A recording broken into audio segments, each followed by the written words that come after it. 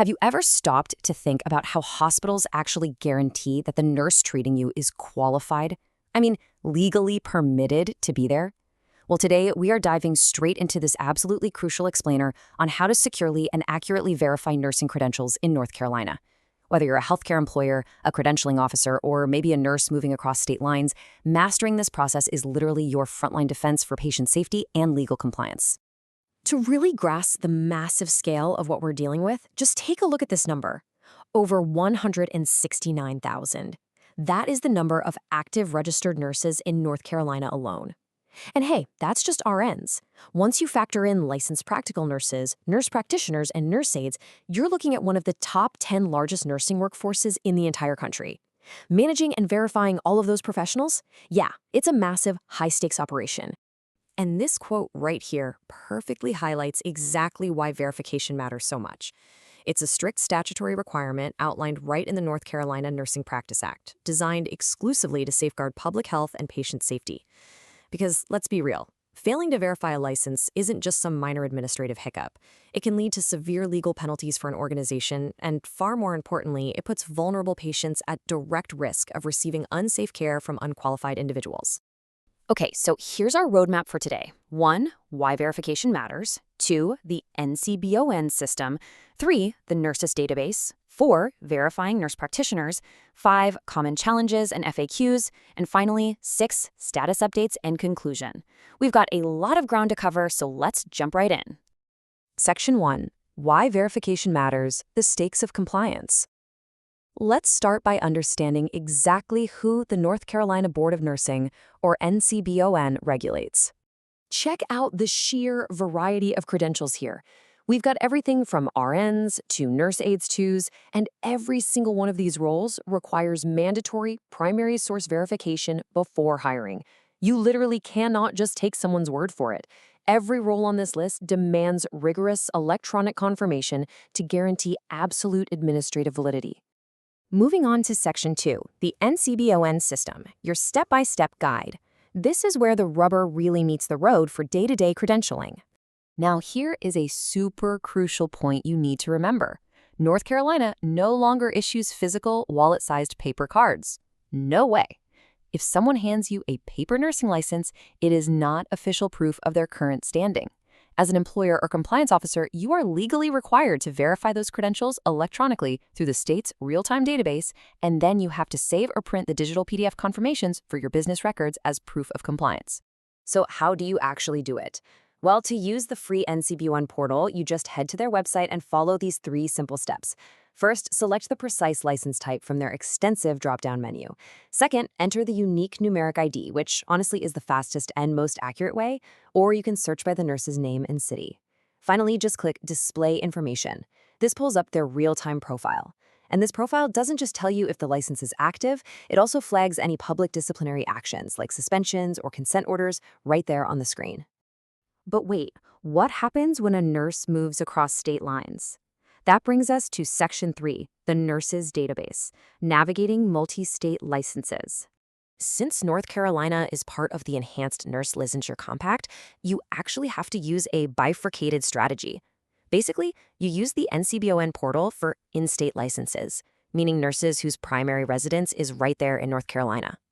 But if you're hiring a nurse who lives in, say, South Carolina, and they're using their multi-state compact privilege to practice in NC, you have to switch over to the National Nurses Database to verify that out-of-state license. All right, let's talk about Section 4, verifying nurse practitioners, a 2-step process.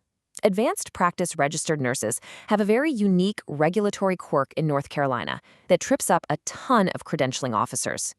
To verify a nurse practitioner, you absolutely must use the NCBON portal.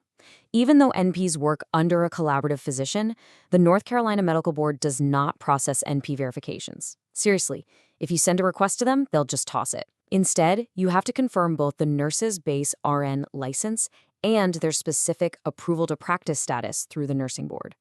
Then, as a final step, make sure they're legally linked to an active, licensed supervising physician. It's a dual-layered check, but it's completely necessary. Moving into Section 5, Common Challenges and FAQs. Navigating these 2 different databases and their varying rules can definitely get tricky. So let's clear up some common hurdles and questions. Here's a scenario that causes a lot of panic. A nurse shows you a receipt proving they just renewed their license, but when you check the National Nurses Database, it still says expired. What on earth do you do? Don't panic. The key here is understanding the data sync timeline. You see, it can take up to 2 full business days for NCBON renewals to push through and actually sync up with the National Nurses Database. During that transition window, your best bet is to always check the state's NCBON portal directly, because that one updates in real time the very second the renewal is approved. Now for something a bit darker. What happens if you get a phone call claiming a license is under investigation and they are demanding payment? Unfortunately, because these databases are public, we've seen a huge rise in targeted administrative fraud. Scammers are literally calling up nurses and employers pretending to be state board officials. The board's advice? Hang up immediately. Real board investigators will never, ever demand immediate financial payments over the phone to clear an investigation. If you get one of these suspicious calls, do not give them any personal or financial data. Just verify the license standing independently on the free NCBON portal, or call the official verified main line at area code 919-782-3211. All right, next question. Is there a cost associated with verifying a nurse's license? Well, that really depends on what you're trying to do. Routine compliance checks using the public lookup? Those are totally free for employers. But the rules and the costs change if a nurse is applying to endorse or transfer their license to another state. If a nurse needs to send an official state-to-state verification for an endorsement application, let's say they're moving from North Carolina to Washington State, that request has to be processed electronically through nurses. And for that, there is a non-refundable $30 fee per license type.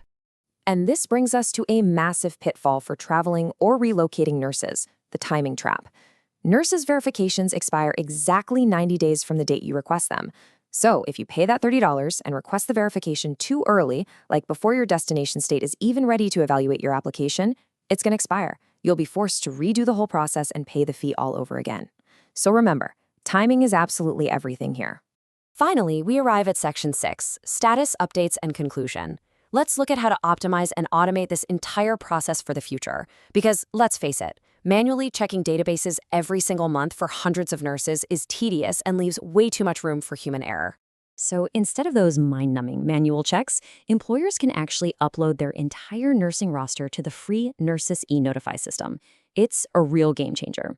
Once you're enrolled, it acts like a continuous monitoring platform. You'll get automated, real-time email alerts if any nurse on your staff is approaching an expiration date, forgets to renew, or gets a public disciplinary action from any participating state board. It takes the guesswork completely out of compliance. Now, just a quick heads up before we wrap, please remember that nursing requirements and fees can and do change. The information in this explainer is accurate based on the regulatory landscape as of July 23, 2026. You should always verify current processes with official sources like ncbsbn.com or consult with your legal experts to be completely sure you are up to date. So, here's my final question for you. With the rapid rise of multi-state compacts and automated digital tracking, how is your organization going to adapt its verification workflows to guarantee flawless patient safety? Because as the healthcare landscape becomes more interconnected and complex across state lines, staying ahead of digital compliance is truly the only way to ensure the absolute highest standard of care. Manual paper checks? They are a thing of the past. Take a hard look at your workflows and make sure you're leveraging these tools to their fullest. Thanks so much for joining me on this explainer, and keep learning.